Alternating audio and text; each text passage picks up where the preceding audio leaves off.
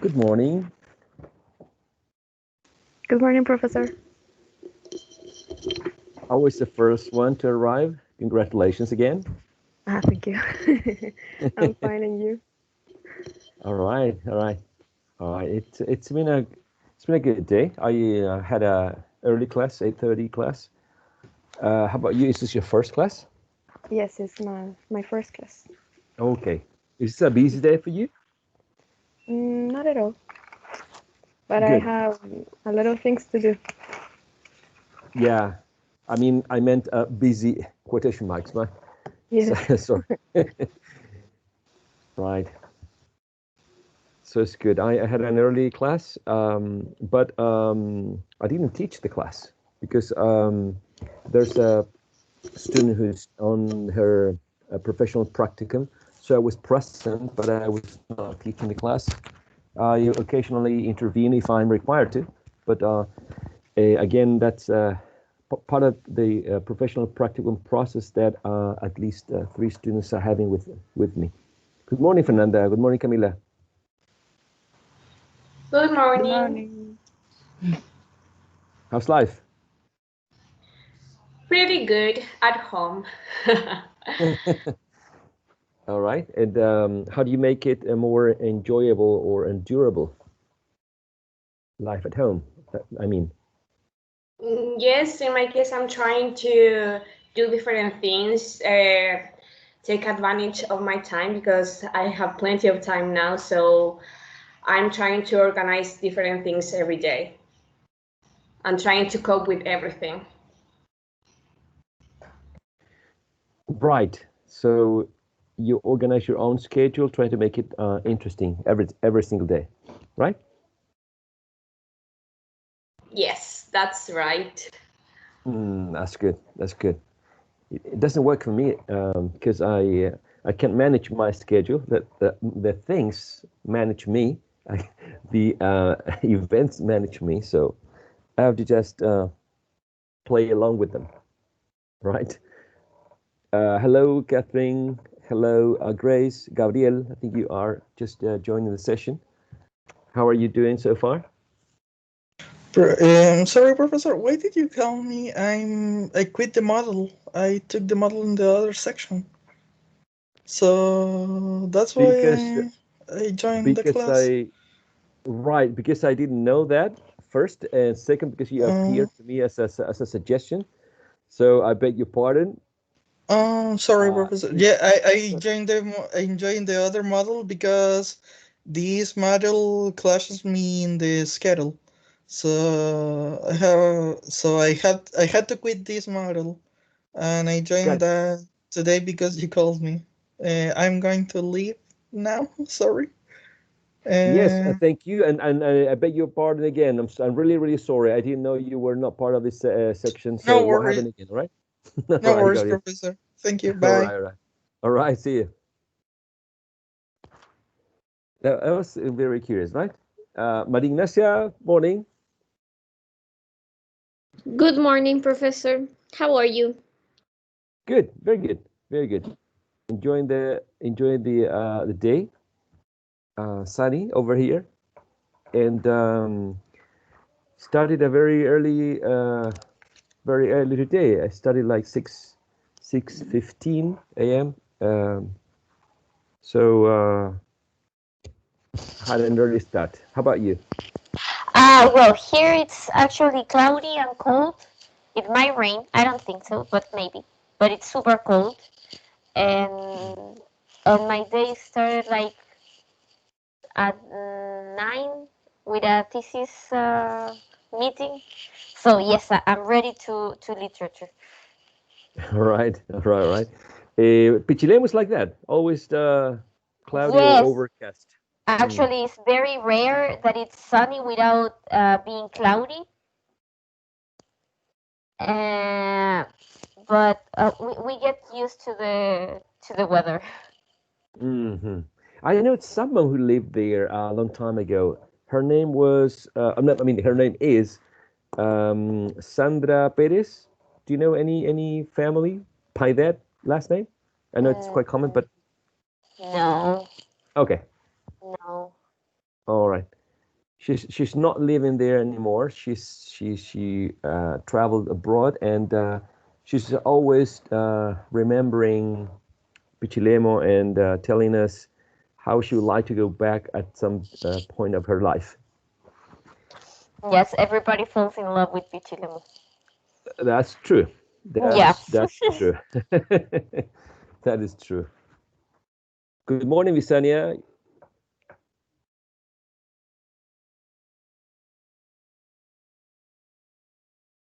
So checking around, checking you if you are there, if you have a working microphone. Because today we're starting a session by an activity that was left unfinished last class. That had to do with paraphrasing a sonnet using uh, everyday language, right? A language that people would not consider to be sophisticated, but that you could use to explain someone who's not a specialist what literary work is about, right? In general, lines. The task was to address each line of the sonnets, right, that you were assigned to and to explain them, right? Sort of paraphrasing the lines or taking the stanzas, like the whole quatrain, right?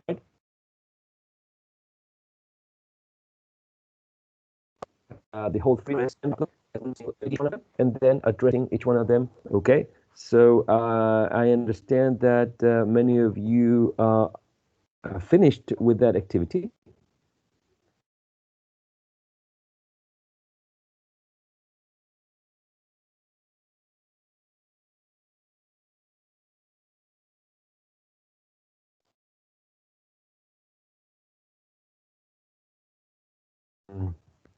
Let's take a look at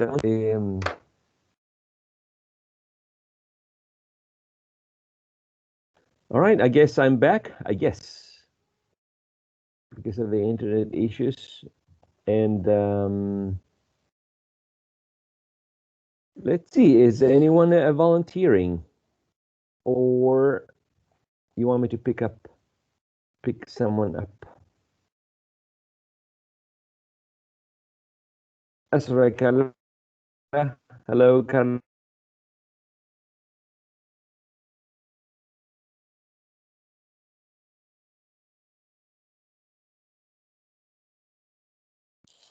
We can start with Jocelyn, but I don't know if my team's is failing or yours.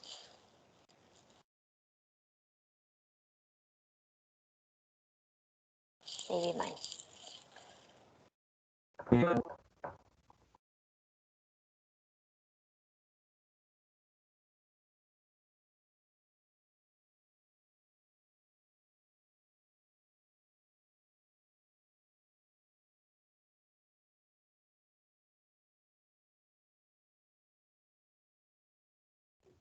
Okay, I think I'm back. Not sure. Can you hear me now? Yes, yes, we can. Thank you, sir. Thank you so much. Not So, very good, but we can. okay. So, the idea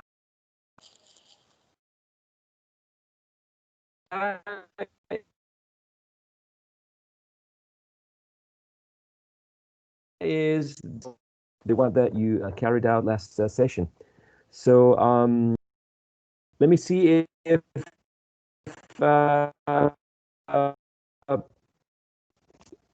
present last session. Did you carry Professor, out the activity, the task? Mhm. we could with Jocelyn we could start presenting, but I just wanted to tell you that sometimes your voice gets lost. It's okay, but I can't hear you well.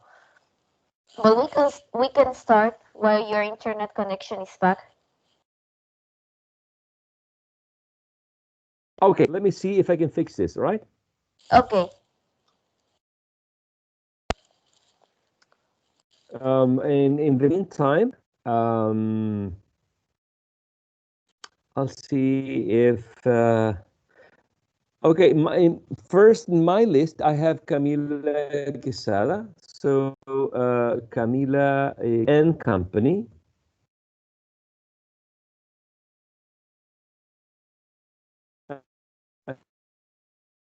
I think Camila Bringas, if I'm not sure, if I'm not mistaken. No, I'm with Jocelyn. Oh, okay. So Camila Quesada probably worked with Constanza. I was working with Consuelo, but she's not here, I think. Consuelo. Okay, so what are the results of your conversation? At least the notes that you have, the notes that you have with you, Camila. Yeah. When we were discussing the Sonnet 29, and we divided or decided to talk about the different quatrains, what they were meaning, or what the author was trying to say, and then we have like a general view of the whole sonnet. The first part of the sonnet, we recognize that the person in there was in disgrace and was complaining about his or her life. And then in the second quatrain, it talks about how he or she would like to have another life, or it was comparing to other people, and how it will be nice to have their kind of life. Then in the third quatrain, he or she remembers the lover of its life, and it starts to think that no matter how his or her life was, just remembering her lover, it made his life or her life meaningful. And then in the couplet, it repeats again that just remembering the love, it's enough for him or her, and it wouldn't change it, even if for the place of a king or something. And at the end, it was just like that no matter how you feel in your life, just the memories of your love can bring you up. And that it was we discussed. All right, thank you so much, Camila. Thank you so much.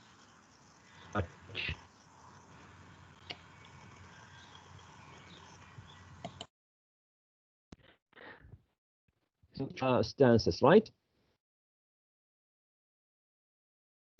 Sorry, what? Yes, you went for you aim at if I can type this as I'm speaking. You went for explaining. Yeah.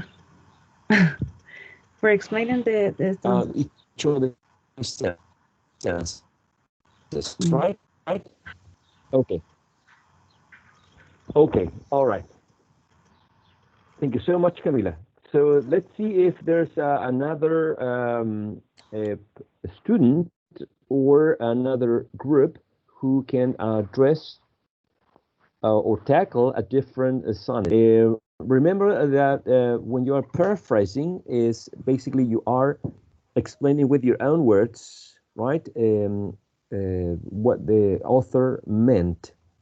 Okay, so you can take the same ideas, but saying them or telling them in a different way.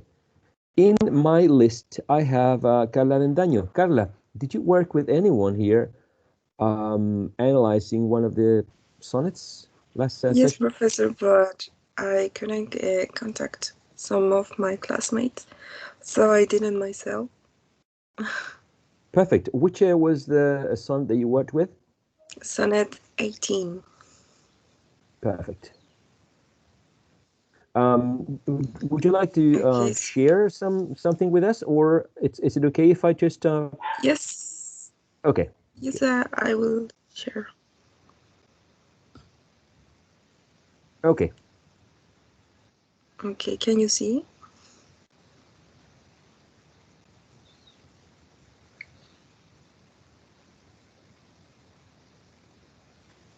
Yes, we can. Yes. Okay. So it is sonnet 18. So on the left side, I have like the whole sonnet, and in the right side, I have like the analysis of the sonnet.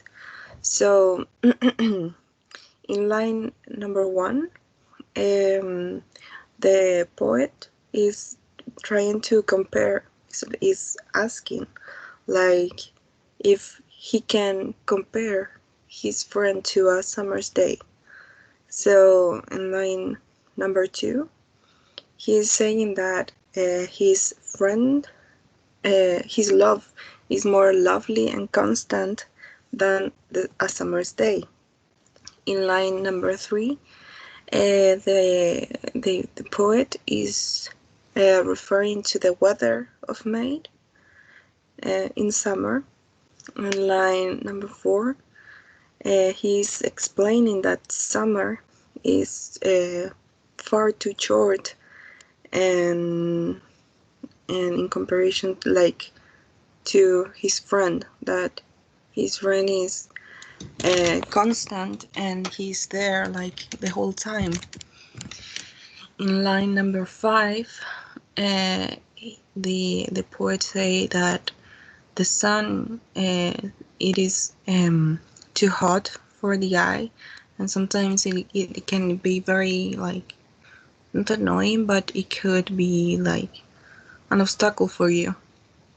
In line number 6, he says that the sun often goes behind the clouds, so you cannot see it very well. In line number 7, he is explaining that everything that it is beauty, sometimes we lost its beauty. And in line number 8, he's saying that by misfortune, like his friend died, for example, but not because like it is because of life is life is I lost this. Okay, can you see it? Sorry. No. No. No. Not yet. Oh, I lost the control of this. Let me. Yes, now. I think now you can see a little bit. Yes. Yes. Okay. Yeah. Okay. In line number 9, he's referring that the youth of his friend will always be present, and in line number 10, that even if he's dead, he is going to be always present in the author's life. In line number 11, he's saying that like in line number 11, 12, and 13, he's saying that the present of his friend will always be present in his life, and even if people tend to forget it, this poem will live on, making you immortal. Like even if his friend is dead, people will always remember him because of this sonnet. That is what the author is trying to express with this. And that's it.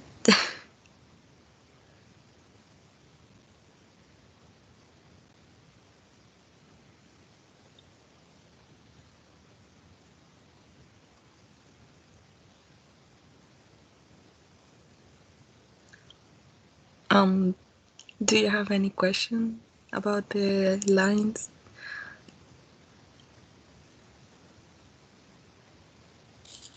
No, well explained.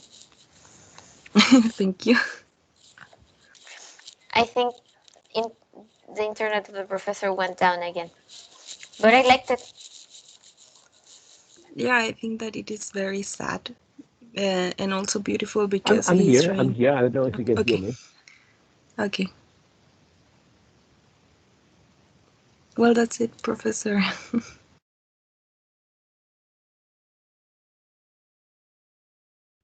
Sorry about the internet connection. It's not really working well for me today. So you think it's sad? Now, do you all have this?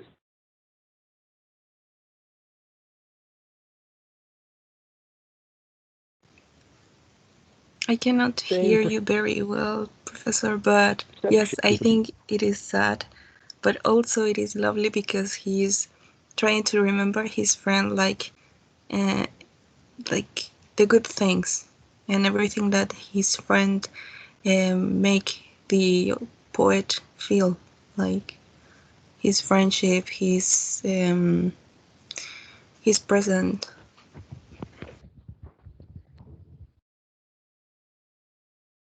Sorry, I was trying to.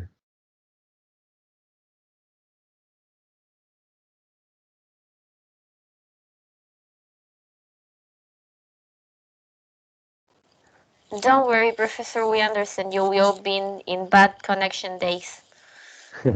Okay, I'm trying a new connection, so hopefully this one. Well, I don't know. You never know, right? Let's try this one.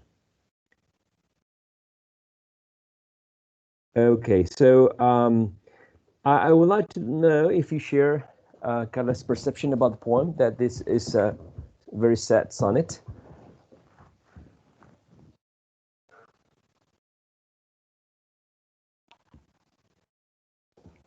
Do you all agree with that, or disagree with that opinion?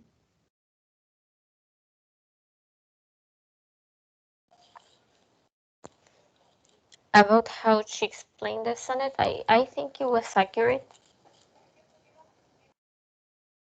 Uh-huh. Uh-huh. And because I was thinking about Carla's comment that it's you know, sad but beautiful, all right? Um, because that is going to be one of the questions in the forum. What's your perception about the poem, and if you can compare them and see which one would be your favorite, or which elements or sections in the sonnet were your favorite ones. Um, I think it's a sad and a beautiful sonnet, as Carla mentioned. The author of this poem is somewhat hopeful, and it's also relying on the power of the language, of the power of his words as a poet to provide what life cannot give someone. After you die, you're not, I mean, we're all supposed to die at some moment. Therefore, is this power of art in the case of words and poetical lines that somehow taken into account that readers have memories, right? So whenever you remember someone, right? Whenever you see that someone is still alive, by talking about the person, by remembering some of what she or he did when he or she was alive.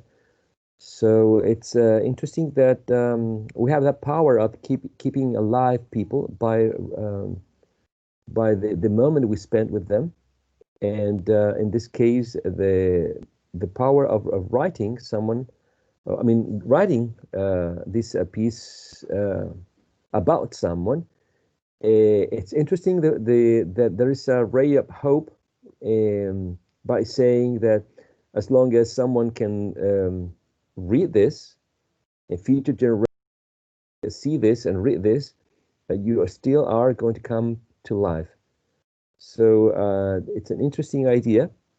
It's an interesting gift that usually poets and writers, particularly in poetry, they are awarded themselves the power of giving life, or the power as becoming little gods, right, in their own universes.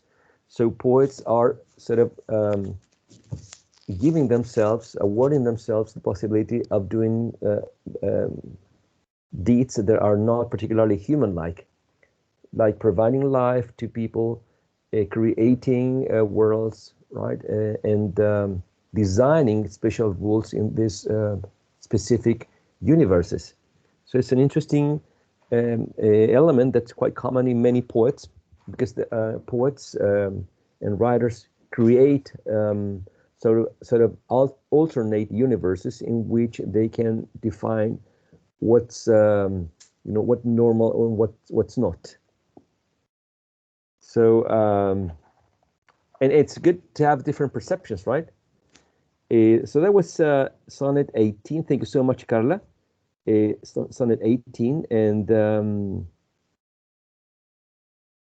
let's take a look at someone else. Consuelo, good morning. I think you were working with Camila. Camila already shared the work that you did. Daniel Concha, you were working with Javier, and would you like to share your vision on the poet, on the sonnet you were assigned? Yes, of course. I don't know if Javier is connected right now. Yes, Mister. And Oh, yes, perfect. I'm here. What sonnet is it going to be? It is sonnet 116. Okay. Are you going to share your own screen? Yeah. Or do you want me to show the sonnet? No, I will share the screen if you don't mind, Daniel. No. Yeah, go ahead. Mister. Go ahead. Don't worry. Okay. Oh well. Give me this. Here is. We don't have a PowerPoint presentation. Sorry about that, but we have here some of the work that we were talking about. So, sonnet 116. I was able to read in one of these links we can see here in the page that the sonnet is placed in a group of sonnets that represent an idea or an ideal of love. This is one of three main idealizations of love made by Shakespeare, and it is followed by another four that are related to the topic but are more about a conversation with the person that Shakespeare wrote these sonnets for as a gift. Well,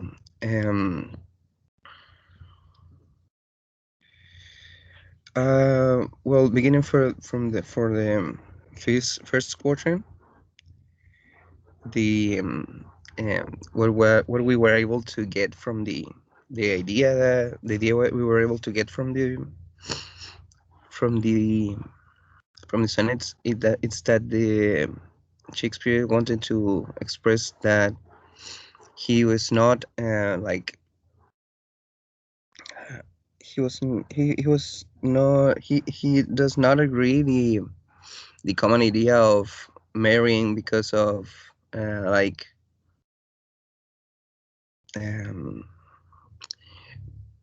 the idea of marrying without love and only because of convenience that was so common in those years. The first line that says, "Let me not to the marriage of true minds." It is referred to as an arranged marriage rather than a like a faithful, loving marriage decided from people who love each other. And the impediments, love is not love. Well, that as well refers to the, or we thought that referred to it refers to not having an impediment on whom he chooses to marry or not, because if he's not allowed to be a like a personal or a how to say it, a personal or a,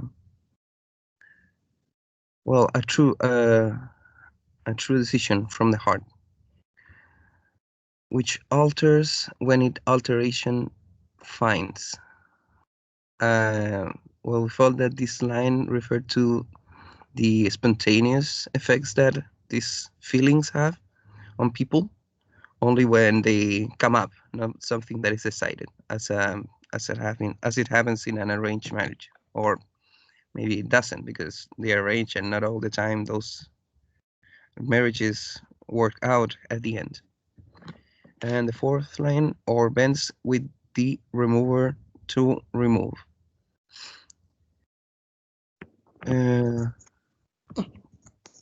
Well, I feel that this is the same as the previous line, making a reference or a comparison to the spontaneous factor of love and how emotions come up. Well, Daniel, do you want to go on? Yes. Yes, my internet connection is not really well, so I can see what you're sharing, but I'm going to read it from the document that we have.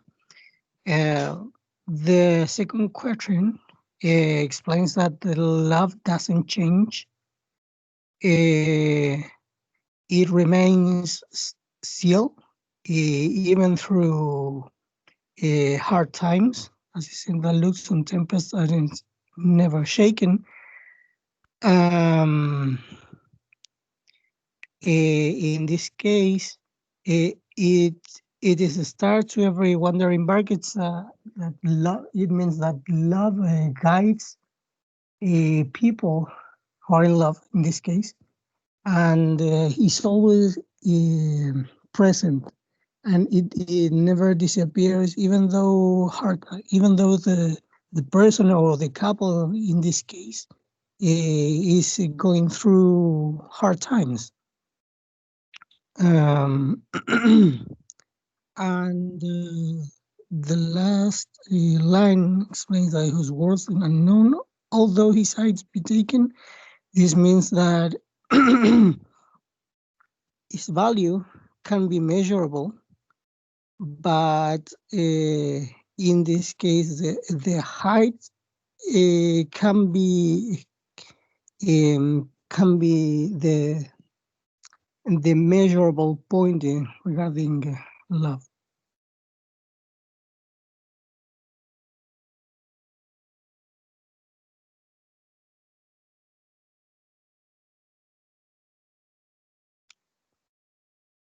I don't know if you want me to continue with the next quatrain, or you want to explain that?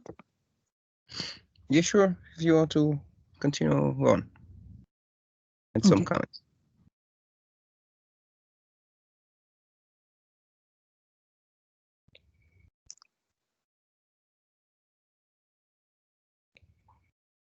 Sorry, can you hear me? Yes. Yes, no, we can. Oh, sorry. And the next quatrain explain that love, it's not under the time. This means that the time doesn't change it, but the skin and age in people As it says, though rosy lips and cheeks can be changed through by time because we always age while time goes on, passed on. But love do that. um, Also, love doesn't alter during the, or it doesn't vanish during hours or weeks. It still remains. That's the main aim of the author in this part, because he wanted to state that love doesn't change with time, but people do. But it can last even in the worst days.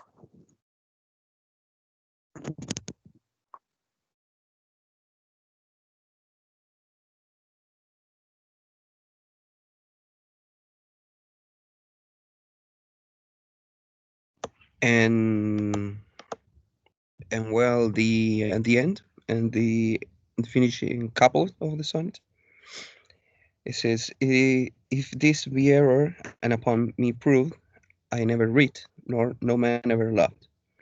We can see a little.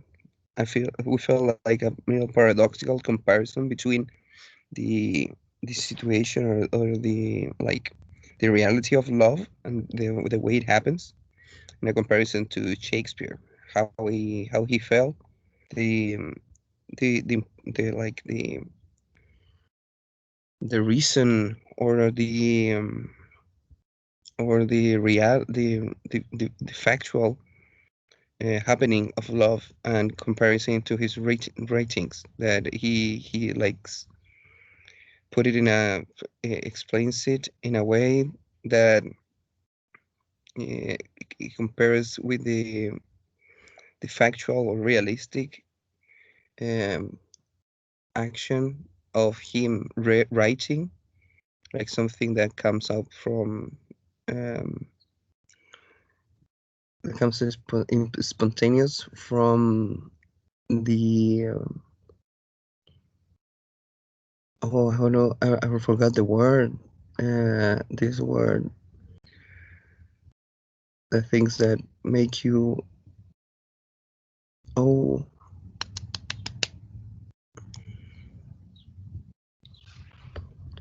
well, the things that evoke feelings within you in order to create something that, like, well, the same thing that artists do. In this case, a writer like Shakespeare, like comparing his inspiration, let's say his inspiration with the spontaneous of love. That if he is not right about the things he just said before in the three quatrains before, that it is not, it is, that it is, if love is not like that, he has never written, because of the spontaneously and the inspiration that it gives him. This is the comparison. And well, we were able to get as well those, we were able to recognize, as you can see in the screen, in the right part, we wrote the figures of speech. And if you have a comment, or you agree with those, we will we would like you mentioning it about it. And as well, a last thing, we were able to find, we're looking for some information or guidance regarding the topic of like interpreting the sonnets. We were able to find it's like a more practical illustration of the sonnet's words. It was made it was available in an online page, and it's not as poetical as the sonnet, and it doesn't rhyme as well. But it's a way of explaining the lines of the sonnets that is more. It's a more like, a more understandable way rather than a figurative way as it was used as it is presented in. So well, I think that is the whole presentation. I don't know if you, Daniel, want to add something. No, I was going to mention that the last part. It's a more understandable way to reach the perception or the content that Shakespeare wanted to give to this sonnet. Since, as you said, it's not as figurative as the sonnet itself. It's better to understand and it's good to compare these two types of writings. All right, gentlemen, thank you so much. Actually, the interpretation that you make at the end is basically the point of this task, which is one level of understanding work, in which you make sense for you, and in order to be able to explain it to someone else using simple language, because the other elements that we can use when we are analyzing a literary work are a little bit more technical, more sophisticated, and have to do with, rhyme schemes and structural analysis. So in this case, the excellent point here, in which you are not sounding, as Javier said, no, not too poetic, but you're making sense of each one of the lines. So congrats, exactly. That's the idea here in this task. Thank you so much. Does anyone have an analysis that would like to share? Grace, Javiera, Jocelyn, Mariana, Bisania? We with Jocelyn we have sonnet 130. Okay. Are you sharing? Do you want me to share?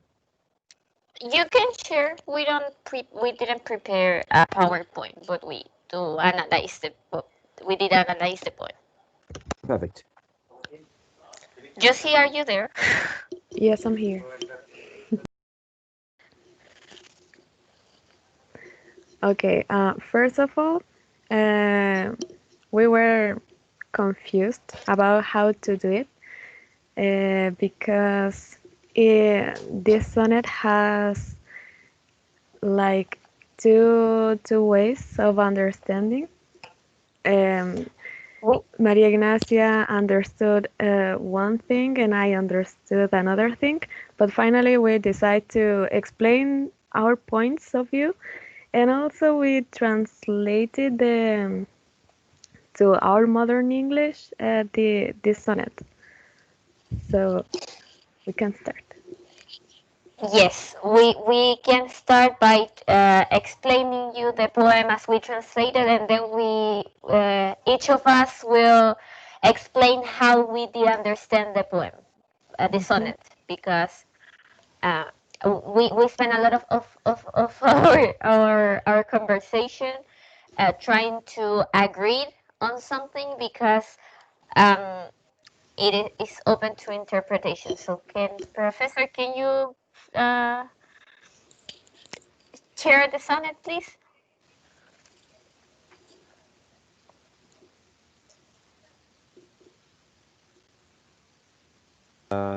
Yes, I thought I was. Let me try again. Okay.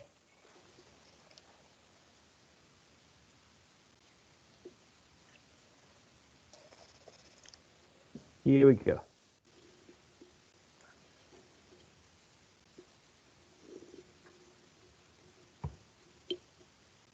It's searching. Yes. Okay. Okay. So we will be going through quatrains Quatrains. to make it easier. Yes, to make it easy. So I'm gonna go with the first one that it says here. It says that my mistress' eyes are nothing like the sun. The coral is far more red than her lips, The first two lines we assume we try to explain that here it says that the girls well the mistress but the girl his girl's eyes are nothing compared to the sun. Like the sun is not even brighter than her eyes, and coral is more colorful than her lips. And then we have is if no is white, why then her breasts are done? If hairs are wires, black wires grown in her head.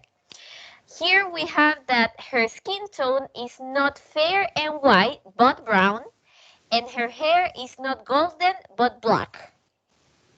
Go, Josie.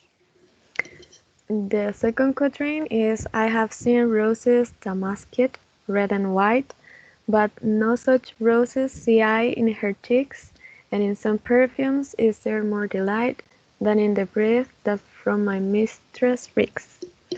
In this line we have she is she is pale as a ghost. Her breath is not as good as some delightful perfumes. It's like I forgot the word, but we try to reduce the those sentences in just 2 or 3 lines. Yes, because it was very difficult to translate line by line because the whole sense of the poem was by, I mean, I have seen red and white, but no such roses in her cheeks. We couldn't translate in order to be understood line by line. We decided to do it by quatrains or by 2 lines, so it will be more understandable. Okay, so then we have I love to hear her speak. Yet, well, I know that music bath is far more pleasing sound. In this line, we think, we assume that uh, the the the man that is reciting this poem says um, that he loves to speak with this girl, but he rather prefer the melody of a good song. And then we have I grant I've never saw a goddess go. My mistress when she walks treads on the ground. Here we understood that well he has never seen a ghost walk, but his girl I'm gonna finish it because it will lose the sense if I don't. Uh, okay, then we have the last 2 lines that says, "And yet by heaven I think my love as rare as any she believed, with false compares." Here we think that he is saying that his girl might not please the beauty standards, yet she's beautiful in her own way, despite that her imperfections. Now, uh, just see. Yeah. Well, Okay. I'm going to explain my point of view of this sonnet. I no, for me, he talks about the beauty in quotes, the beauty of his beloved, because for me he is comparing her beauty with things uh, more beautiful than her lover, and it was very difficult because um, it has words that may confuse us. So in my point of view, he is trying to describe the non-beauty of his lover, and it was funny because in analysis that we found, it says that the Shakespeare, this is I don't know how to say satire. satire, and it was a kind of ridiculous comparison because he is comparing his lover with things that are ridiculous for him. My interpretation of this sonnet is that um, despite these little flaws that the girl might have, he find her beautiful, despite the little flaws. And like, for instance, the first line says, "My mistress' eyes are nothing like the sun." What I interpret from that is like, of course, the sun is bright. The sun is bright and it's brightened and it's beautiful, and we all we all might think that the sun is beautiful. And he's saying that her eyes are even brighter than the sun.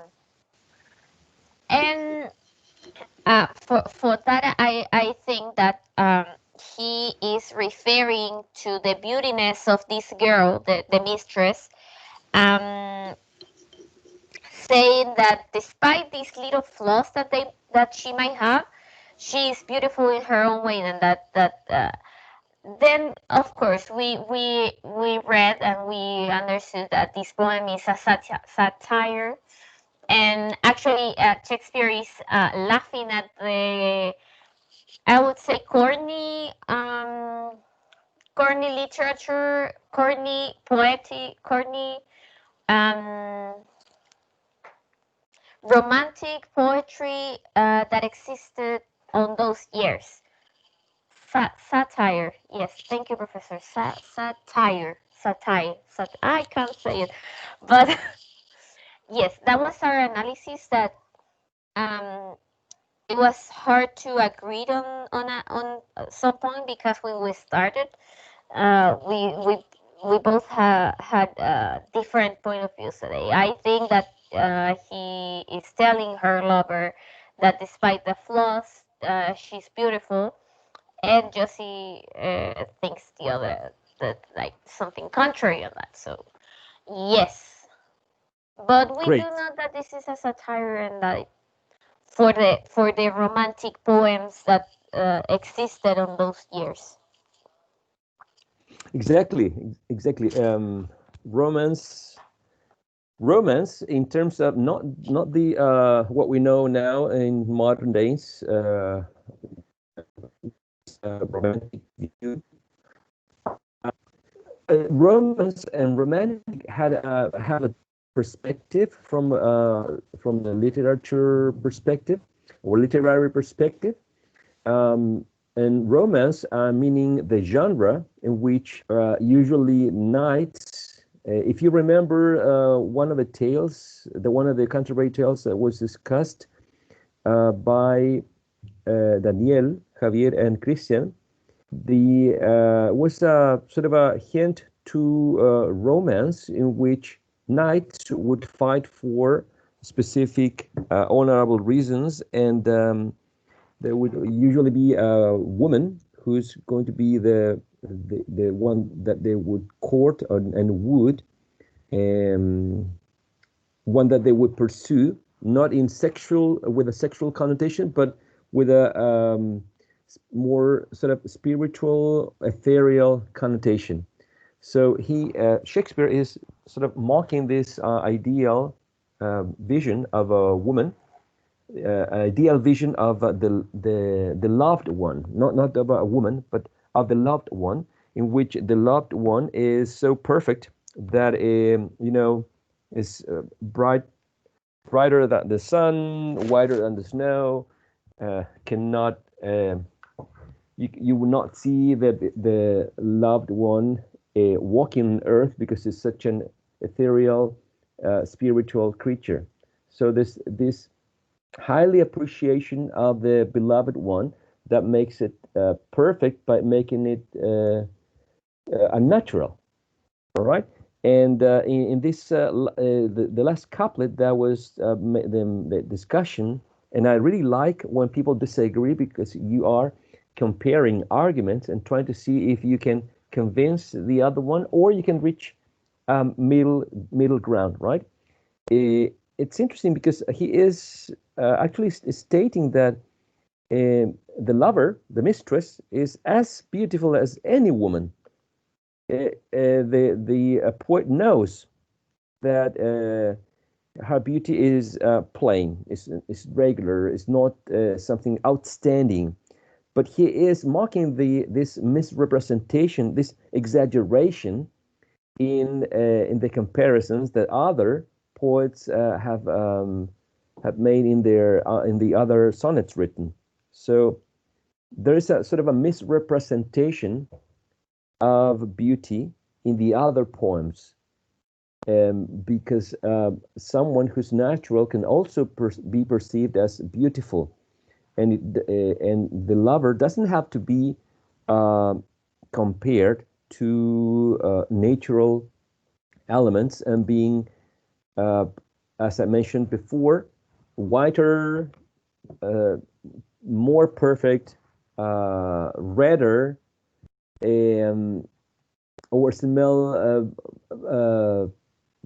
best or better than roses or perfume, etc., etc. So the idea is that he is on one hand he is mocking at this exaggerated comparison made by the other sonnets, and stating that he plainly loves the person the way it is, the person who she is, he accepts and loves. So interesting point, in two directions, right? In the way that the author is stating this, and in the way that he is at the same time referring disdainfully to the other sonnets that are not actually stating the true nature of love. All right, so I think it's time for a break now, considering the time. We have discussed, you have discussed, and you have paraphrased several sonnets. The idea of paraphrasing, right? And I wanted to make a point, because this is not a translation exercise, right? You're not translating into Spanish. You are paraphrasing the sonnets, putting the lines into more simple way to understand these lines without taking into account rhyme scheme or rhyming patterns, right? But explaining the lines in modern English, English as a second language for you, right? For us, and making this more understandable, more approachable, right? Taking it down from some of the expressions that may not be completely understood, and bringing the sonnet a little bit more down to earth. So after the break, the idea is that we're going to review some aspects on Elizabethan theater, some common ground to understand what are some of the main characteristics of the theater at this time, where the plays staged, and some aspects connected with the socio-cultural elements present in Shakespeare's days, or Queen Elizabeth's days, to be fair with the Queen, because the Queen is, I guess we can discuss who's more important, if it's the Queen or the playwright. So if you're okay with that, we can have a short break, like a 10-minute break, and then we start with Elizabethan theater. We start with plays. We leave sonnets behind, and we start with Shakespearean plays. All right? Anything before? Yes? Okay. Okay, Professor. All righty. Thank you so much. So I'll see you in 10 more minutes. Enjoy the break. Thank you.